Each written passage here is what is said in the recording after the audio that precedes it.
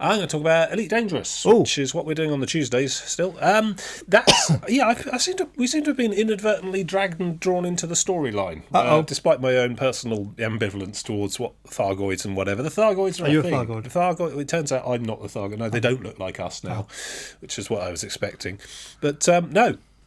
There's been all sorts of things and all sorts of cleverness, and I don't know if I necessarily want to call it an augmented reality game as such, but there's a lot of weird clothes and hunting and leg detective work going on, mostly by this Canon Interstellar group, who are like a player run organisation who are really, really into figuring out the puzzles in that game. And in some way, Frontier Development seem to have reciprocated in kind and have sort of taken them on as a kind of personal nemesis, because they're now starting to hide coordinates and clues in the sound waves of the special effects of things that are going on, that kind of level. There's hidden data in the audio files of some of this stuff, which is sort of bordering on secret world levels of puzzle setting and engagement. But I'm just sort of bumbling along on a Tuesday, and Zaranil and Embryo there are generally on the ball and have got their finger on the pulse of what's actually going on, and they tend to come up with stuff for us to do. They found us a Thargoid base. Ooh. Yes. You should be looking at some video of this going on behind my talking words. Maybe. I've provided it. It's up to you. I get it right every week. Fair enough. I don't watch. I trust you. But, so we found... we were told the locations of these Thargoid bases, which are fantastic. Planetary installations. Well, I use the word installation. So to get there and to do anything meaningful when you get there, you need an unknown artefact. So you find those from crashed ships, which I didn't go along to get one of those, but there was a little mini expedition to do that. And if you've done that, you can probably find the sort of walkthroughs and steps through all of this on various online sources if you want to have a go yourself. But so once you've got one of these unknown artefacts, which are, it turned out to be somewhat Thargoid related, go to this planet that I was told to, and if you get the latitude and longitude right, which is a pain in the arse, it does appear on the HUD when you get into orbital cruise mode. You get the plus minuses lat long appear on the HUD, but trying to sort of fly around the planet in such a way that those numbers go up and down in the right fashion is a bit well, I don't know. It's easy enough if you can do it, but I have trouble. But yes, eventually, if you get within about 100 k's of it, you can see the thing from the base, and it's basically a big sort of spiral flower-like thing that you can see from low orbit. So you're flying down on it, and it is absolutely huge. It's about 5 or 6 kilometres across. Okay. On this airless landable SRV type moons. I landed down on the outside edge because I was scared it was just going to go whomp and eat me like a bear trap or something. But it's actually much bigger than that. Anyway, so I ended up having to drive all the way. I hate to think what the bear looks like. I know, drive all the way in through the middle. And you've got these massive sort of bioorganic jags and teeth structures poking up out of the thing, and they're huge. They're like the art of Roger Dean, from Yes album covers, or Shadow of the Beast, Psygnosis' early game boxes. It reminds me a lot of that landscape. Yeah, you're driving through this thing, and it's distant, it's huge. It's very much a sort of Ridley Scott type of thing with the we don't talk about Ridley Scott, don't we? Okay, well, like Alien when they're sort of driving up towards the big crash ship and stuff. It's real, that immense. They managed to capture that immense sense of scale and grandeur as you're driving up to this creepy alien base. And the audio, something about Elite Dangerous is the audio work is just fantastic across the board. I mean, apart from anything else the game does well, whoever's in charge of their audio is the sound design and so on really, really knows their stuff. Really good. And you're getting this sort of weird alien sort of howling wind type thing going as you're driving through, and it's really sort of alien sort of feel to it all rather than aliens. And then we managed to get to the central thing, which is this giant sort of flower-like barnacle bulb structure, and that in itself is about 500 metres across, and it's got these doorways with these like weird alien protuberances next to them. And if you go near one of these doorways while you're carrying one of these unknown artefacts, and bear in mind these unknown artefacts corrode your ship while you're carrying them, so there's a bit of time pressure. Are you considered bubble wrap? Well, some of those vacuum seal them. I think one of the engineers bring them on a trailer. You could do that, yeah. Or you could go to the engineer who can modify your cargo bay to withstand the corrosion. Okay, yes, that's probably the better plan. Yeah.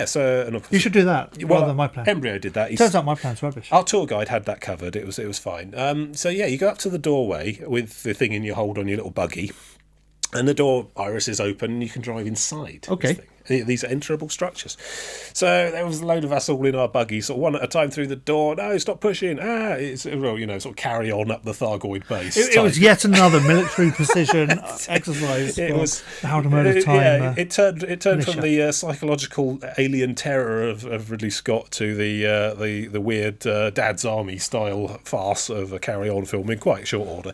Anyway, you drive around inside this base, and inside are various different chambers with weird energy tendril things coming out the walls, and weird sort of almost Geiger-esque sort of fluting to the walls and stuff. You can see some of this on the video. And in one particular Thargoid base has a load of artifacts knocking around. There's like a sort of 3 different artifacts, and in the middle there's a giant sort of very sort of somewhat phallic and quite disturbing and Geiger-esque, yes, but also quite ominous control pedestal. You drive your buggy into this green light, and next to it a spinning hologram thing appears, and that shows you one of these 3 objects. So you go looking around the base, find the objects, put them in and throw them out of the SRV, jettison them so they land in the beam. Okay. And then God knows how anyone worked any of this out. I mean, it's just insane. So once all 3 things are in the beam, they use your data link scanner on the suddenly lit up middle pedestal thing, and then boom, massive star map appears in the sky, big galaxy spiral thing. Very Prometheus, you know. We don't mention Ridley Scott. Okay, good. Why don't we mention Ridley Scott? The last Alien film. Okay, fair enough. Well, no, you just don't mention that film. Oh, can't forget it. So, yeah. And then this star map. And it's just showing loads of spirals with the lights on and stuff, and presumably that's a clue or a hint or a portent for whatever comes next. Whoa. Yeah, I guess so. Yeah, all the way through the season 2 of Elite Dangerous, they've had this sort of 2.5 question mark. So 2.1 was like engineers, then there was Guardians, and then there was the multi-crew thing. They've been doing massive major content releases throughout the year as all part of the Horizons season pass. Yeah. To be honest, I think it's been very much worth the money. There's an awful lot gone in. The engineers, at the very least, is worth it because that gives you mid-term questing type gameplay to occupy yourself with, and the SRVs are fun. I think it's definitely worth the money. Yeah, the fighters and multi-crew's good, yeah. And then this last massive content drop, which everyone thinks is going to be Thargoids, and we've been seeing loads and loads of build-up because of it. You know, this base. After we did that, it all reset itself, and then Bruce says, try putting them in the wrong order. so we round up all these widgets and put them in the obviously wrong receptacles each time, and it just... Oh, no, not putting them in the wrong order. You put a Guardian artifact in there. I don't really understand who the Guardians are, but I think they're some kind of other... They're like the Vorlons to the Thargoid shadows. I think there's some kind of other power out there. So this Guardian artifact goes in the receptacle and the other 2 go in, and the thing goes mental. We're talking absolutely insane, massive, like blast laser beam that keeps pulsing AoE knockback everywhere. Really terrifying to watch as well. But it's really interesting. I mean, you know, when you sort of, you know, have an evening doing all that sort of stuff. And remember, we're doing all this as a team as well. Yeah. We managed to actually get, you know, we had a bit of minor syncing issues with the instancing as usual. I don't remember an evening where we've had no problems at all with the networking code, to be honest. But, you know, when it does work, it's amazing because there's like 5 of us landing in different ships all around this alien thing. Then we're driving out there, and it really felt like, you know, yeah, exactly, like an Aliens movie or something. You know, you're starting to sort of suspend the disbelief, starting to get that sense of wonder. It's almost like you're there. It's very good. I mean, God knows what it would be like with a headset and stuff on. If you're, you know, actually in there with the goggles. You know. I'll have to give it a go. Yeah. I mean, you should be playing more of this, I think, because you've got the hardware to make the most of it. Don't mean playing games. Well, quite. But really impressive, yeah. I mean, it's going to, in a way, trouble is going back to just, you know, doing delivery missions next week or whatever, you know, kill lots of pirates community goal or whatever. After that, it's going to be a bit of a letdown, so we'll see.